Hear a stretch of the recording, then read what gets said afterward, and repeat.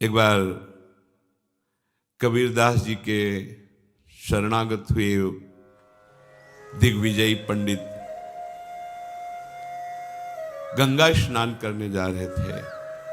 उन्होंने देखा बड़ी भीड़ लगी हुई है और शोरगुल हो रहा है। उस भीड़ में कौतूहल वश गए, क्या है, क्या हुआ? तो उनका कि आदमी आत्महत्या करने जा रहा था गंगा जी में, हम लोगों ने जबरदस्ती से रोक रखा है। वो कमर में पत्थर बांधे हुए बिल्कुल कगार पे खड़ा हुआ था, लोगों ने पकड़ रखा था। वो भाई आप ऐसा क्यों कर रहे हैं? आत्महत्या सबसे निंदनीय महापाप है, इसको बहुत भोगना पड़ता है। आप ऐसा न समझिए कि शरीर छूट जाएगा तो आप सुखी हो जाएंगे, बहुत दुर्गति भोगनी पड़ेगी। क्यों आत्महत्या करना चाहते हो? तो उनका मेरे शरीर में गलित कुष्ठ तुम्हें दिखाई नहीं दे रहा, इसकी दुर्गंध से मैं ही इतना पीड़ित हूं। दर्द तो है ही, पर इतनी दुर्गंध है कि बस मृत्यु ही मुझे अच्छी लग रही है। कोई औषधि काम नहीं कर रही, कोई मेरे से बात नहीं करता, कोई मेरे नजदीक नहीं आना चाहता। बोलो मैं ऐसी जिंदगी कैसे धारण करूं? मैं खुद उब गया हूं इस जीवन से, पूरा शरीर सड़ रहा है, इतनी भारी दुर्गंध है। कोई नजदीक नहीं आता, कोई मुझे प्यार नहीं करता, कोई मेरी सेवा नहीं करता, कोई मेरे से बात नहीं। अब कैसे मैं जीऊं? देख लो, कर्म का फल देख लो। आप आज स्वस्थ हैं तो आप भजन छोड़कर मनमानी आचरण कर रहे हैं। कल जब ऐसे कर्म फल की स्थिति आएगी जो आप कर्म किए हैं कि आपसे कोई बात भी नहीं करेगा, आपके पास भी नहीं कोई बैठेगा, आप खुद जीना नहीं चाहेंगे, वो कर्म आपको इतना दंड देगा। इसलिए सावधान रहो। अवश्य में वो भोक्तव्यम कृतम कर्म शुभाशुभम, जो आपके शुभ अशुभ कर्म है वो आपको भोगने पड़ेंगे यदि सावधान नहीं रहे। उन्होंने कहा कि तुम भगवान नाम की महिमा को जानते नहीं हो। यदि नाम महिमा जानते तो तुम आत्महत्या करने के लिए न जाते।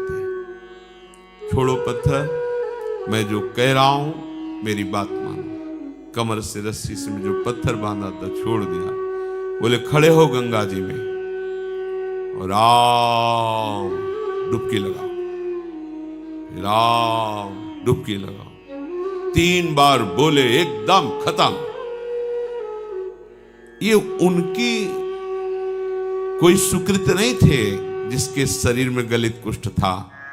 एक तो ये महान विद्वान शास्त्रज्ञ, दूसरी बात गुरु कृपा पात्र, तीसरी बात नाम महिमा को समझ चुके थे कबीरदास जी के द्वारा। कबीरदास जी ने इन्हीं को परास्त किया था। ये दिग्विजयी पंडित थे,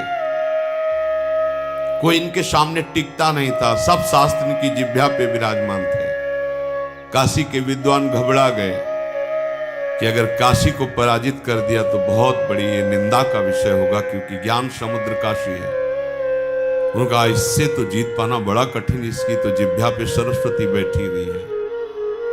उन्होंने कहा कि यदि हमारे यहाँ के सबसे बड़े पूज्य महापुरुष हैं कबीरदास जी, अगर वो हार गए तो पूरी काशी हार गई। तुम उनको परास्त करो जाकर। यहाँ किस किस से आप विद्वता पूर्वक वाक युद्ध करेंगे? एक से एक विद्वान है, सालों लग जाएगा।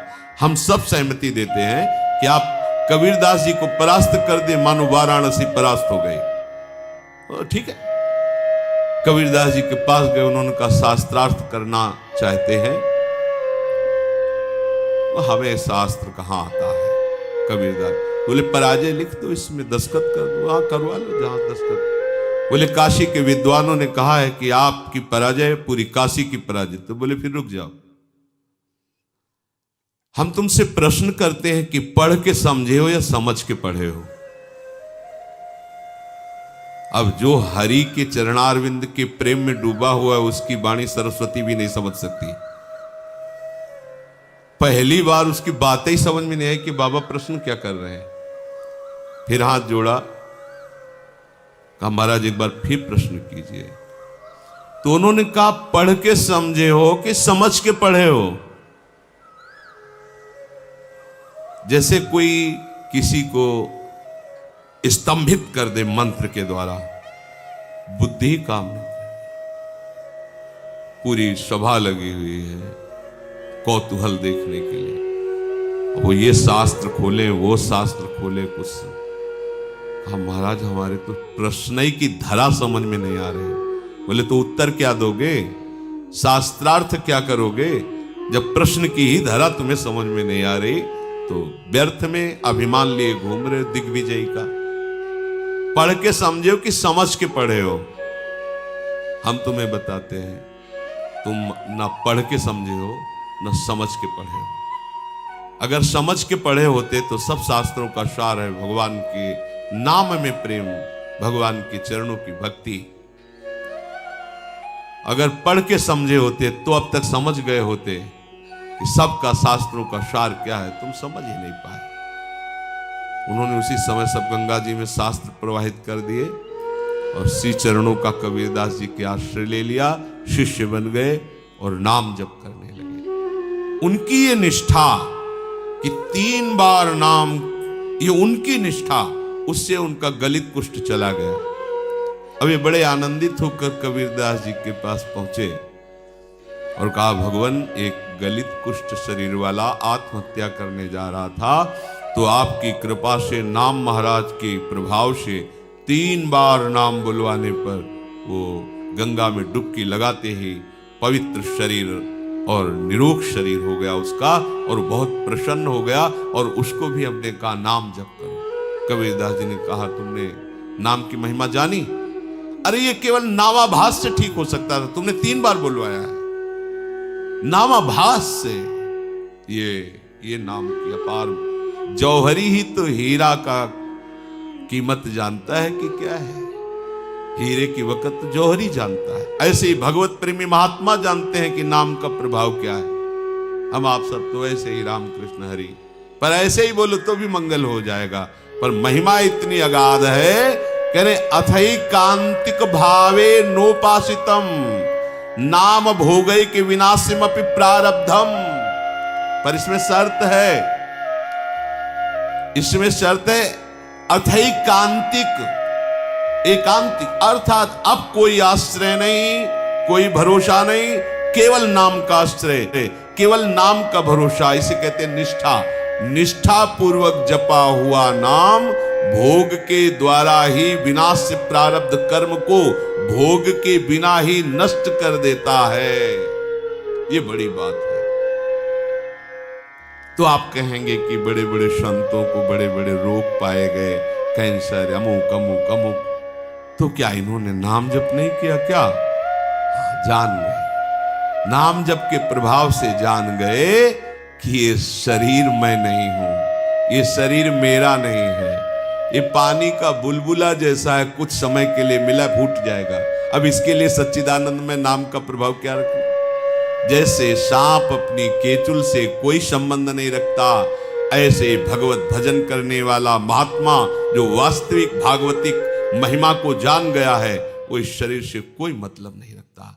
चाहे इसमें कैंसर हो, किडनी फेल हो, कोई बड़े बड़े कष्ट हो, वो समझता है इसकी एक आयु निश्चित है, इसको नष्ट ही होना है। जब नष्ट ही होना है तो हम इसके लिए भजन रूपी महामहिम महिमा का प्रयोग क्यों करें? ये अविनाशी थोड़ी रहेगा, आज नहीं तो कल जाएगा। ये जब जाएगा ही तो इसके लिए हम अपने भजन को क्यों खर्चा करें? इसीलिए उन महापुरुषों ने अपने भजन का प्रयोग शरीर को स्वस्थ रखने में नहीं किया, नहीं तो इतनी सामर्थ्य है नाम में कि वो सब रोगों को नष्ट कर सकता है। आश्चर्य में ये देखा है, देखा। वो रोज सुबह आ जाता था, गले में कैंसर था, गांव का आदमी था, सरकार बहुत पीड़ा है, पैसा नहीं है, डॉक्टर कहते लाखों रुपया लगेगा ऑपरेशन इसमें। वो तभी आता है, वो उनका समय था, बम्बुल की दतून करते थे, घंटों ऐसे भाव में डूबे। ऐसे चेतना एक दिन थूक दिया, रोज परेशान कर, चल भाग, खत्म कैंसर। और जब उन्हीं के शरीर में प्रारब्ध भोग आया तो उन्होंने कष्ट को सहा, कभी अपने प्रारब्ध को नष्ट। आश्चर्य में बड़े बड़े रोगों को उनकी कृपा से नष्ट होते देखा, पर उनके शरीर में जब रोग आए कभी नहीं। ऐसे ही सांसारिक पुरुष जैसी उन्होंने दवाएं ली और जैसी शल्य क्रिया संसारिक पुरुषों के शरीरों में होती वैसे करवाई, कभी कोई अपने भजन का प्रयोग नहीं किया। ये महापुरुष, कोई समझ नहीं सकता इन महापुरुषों की बात को। दूसरों के कष्टों को लेकर सह करके शरीर में उनको नष्ट नहीं किया, भजन के प्रताप से नष्ट नहीं किया, उनको अपने में ले लिया, जा तो आगे अपना मार्ग देख। और उनके शरीर का राग है नहीं, इसलिए उसे सहते रहते हैं। चाहे जितने बड़े महापुरुष आप दृष्टि डाल के देखो, भयानक भयानक कष्टों को मुस्कुराते हुए सह गए।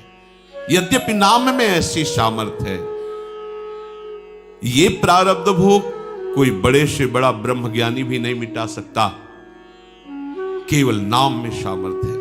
बोले यद ब्रह्म साक्षात कृत निष्ठयापि विनाश मायाति बिना न भोगई अपैति नाम स्फुरणेन तत्ते प्रारब्ध कर्मेति विरौति वेदः। प्रारब्ध कर्म जो भोग के बिना ब्रह्मनिष्ठ तैल धारावत ब्रह्माकार जिनकी वृत्ति है, वो भी नष्ट नहीं किए, नष्ट नहीं कर पाए। पर हे नाम भगवान, आपकी महिमा ऐसी है कि प्रारब्ध कर्म आप जिसकी जिह्वा पर स्फुरित हो गए, उसको परास्त नहीं कर पाए। ये बात खास बात है। रोग मिट जाना खास बात नहीं है, नाम के प्रभाव से रोग होते हुए भी रोग का प्रभाव न होना, ये खास बात है। ये पता चले कि अमुक रोग हो गया तो आपका मन उसी में लग जाएगा, निराश हो जाएगा, चेहरा खिन्न होने लगेगा। अरे तो ऐसा नहीं, जब जाना है तब जाएगा। जब तक है इस शरीर में खूब आनंद पूर्वक नाम कीर्तन, भगवत चिंतन, बिल्कुल प्रतिपल नया ऐसा उल्लास कि इस प्रकृति जन्य किसी पद प्रतिष्ठा की प्राप्ति पे वो उल्लास होता ही नहीं जो भक्त के हृदय में होता है। आप समझिए, ये नाम भगवान ऐसा आनंद उत्पन्न करते हैं, ऐसा उत्साह उत्पन्न करते हैं, जैसे किसी का ब्याह होना हो, फिर देखो ना पुलका घूमता है, पर वो तो प्रकृति जन्य कुछ क्षण के लिए हर्ष है, फिर शोक में बदल जाएगा। ऐसे अनंत गुना बड़ा आनंद, बड़ी पुलकन उस उपासक के हृदय में होती है जिसे अपने प्रीतम के मिलन की चाह पैदा कर दी है नाम ने। एक शरीर क्या, अगर करोड़ों प्राण करोड़ों शरीर हो तो अपने प्यारे पर न्यौछावर कर दें। ये प्रेम नाम प्रदान करता है। जिह्वा पर नाम स्फुरण होने मात्र से प्रारब्ध क्षीण हो जाता है। इस बात को बड़े बड़े महापुरुषों ने वेद में उच्च स्वर से कहा गया है। ब्रह्म विद्या के साक्षात्कार से संचित कर्मों का नाश हो जाता है और क्रियमाण कर्मों का नाश हो जाता है, किंतु प्रारब्ध कर्म को बिना भोगे वो ज्ञानी भी नहीं बच सकते, शरीर में भोगना पड़ता है। पर यदि भक्त चाहे, जो नाम जप करता है, वो बिना भोगे प्रारब्ध को नष्ट कर सकता है। जितना चाहे उतना भोगे, जितना चाहे, ना चाहे तो बिल्कुल नहीं। वो पूज्य श्रीधर बाबा की जब चरण सेवा करने रात्रि में जाते थे तो एक बार उन्होंने सुनाया था कि राधा कुंड की संत भगवान एक सेवा करते थे, सोहनी लगाते पूरे राधा कुंड में, कोई थूक दिया, कोई कुछ ऐसे उठा के साफ करते थे, भिक्षावृत्ति से खूब नाम जप करते थे। एक दिन उनके सामने एक काला आदमी आया जो दुर्गंध युक्त था। बाबा भजन में बैठे थे, राधा कुंड का दर्शन करते हुए भजन कर, क्या बात है, क्यों खड़ा है? तो उनका, आप हमसे बोले तो हमारी बोलने की हिम्मत पड़ी, मैं आपका बुरा प्रारब्ध हूं, कई जन्मों का हूं, तो क्या चाहते हो? ये हमसे आपसे नहीं पूछा जाएगा, ये उन भजनानंदियों की बात है जिनका जीवन परम धन से युक्त हो चुका है, जो भजन के महाधनी हैं, जो पवित्र हृदय वाले पूर्ण भगवत चरणारविंद के आश्रित जन हैं। प्रारब्ध ने कहा, मैं 12 वर्ष का गलित कुष्ठ हूं, आपके शरीर पर आना चाहता हूं, आप आदेश कीजिए। बाबा ने कहा, हमारे पास 12 वर्ष नहीं कि हम तुम्हें लेके बैठे, रोज हमें राधा कुंड की सेवा करनी है और हमारी एक नियम निष्ठा है, ऐसा नहीं हो पाएगा। दूसरे दिन फिर आया और उन्होंने कहा कि दिन रात्रि जोड़ करके 6 वर्ष में हम भुगता देंगे, आप स्वीकार करो। 6 वर्ष बहुत होते हैं, हमारे पास समय नहीं। बात चलती रही, फिर उसने कहा अगर आप स्वीकार करें तो 24 घंटे में आपको 12 वर्ष का प्रारब्ध भोग भुगवा दे, पर आप कोई औषधि नहीं लेंगे, किसी शिष्य की सहायता नहीं लेंगे और हमारे स्वीकार करेंगे। बाबा कहा 24 घंटे तो ठीक है, हम सुबह सुबह राधा कुंड की सेवा करके एक कमरे में बैठ जाएंगे, आप हमारे ऊपर आ जाना, दूसरे सुबह फिर हम सेवा में आ जाएंगे, हमारी सेवा नहीं छूटेगी। चलो ठीक है। अपने शिष्यों से कहा कि आज मैं कितना भी चीखूं चिल्लाऊं, कोई हमारे कमरे में मत आना जब तक हम स्वयं खोलकर बाहर ना आए। और जहां कहा हाँ मैं स्वीकार करता हूं, तत्काल पूरा नख से सिक तक पक गया शरीर, पीप बहने लगा, भीषण पीड़ा। बस वही नाम चिंतन में अपने मन को लगा दिया। 12 वर्ष के गलित कुष्ठ प्रारब्ध को 24 घंटे में भोग कर साफ कर दिया। अगर वो नाक कह देते तो हिम्मत नहीं थी कि प्रारब्ध उनके शरीर में आ जाता। ये देखो नाम बल, नाम में बड़ी। आप क्या समझते नाम जापक हैं, आपको जो रोग आया है, जो कष्ट आया है, बहुत कम करके आया है, बहुत कम करके दुलार पूर्वक प्रभु हमें दे रहे हैं, उसको बहुत सहज सहज ऐसे ही सहज। अगर वो प्रभु से बिलग हो जाओ और फिर देखो इसका तांडव, तो आपको प्रतिपल यही लगेगा मर जाऊं तो अच्छा। सच्ची कहता हूं, प्रतिपल यही लगेगा कि मर जाऊं तो अच्छा। कितना भयानक कष्ट है, आपको अनुभव में आने लगे। लेकिन कैसे बताएं, यदि प्रभु के आश्रित हो तो कैसे दुलार करते हैं। तो जो प्रारब्ध कर्म ब्रह्म विद्या से भी नहीं नष्ट किया जा सकता, वो केवल नाम के द्वारा नष्ट किया जा सकता।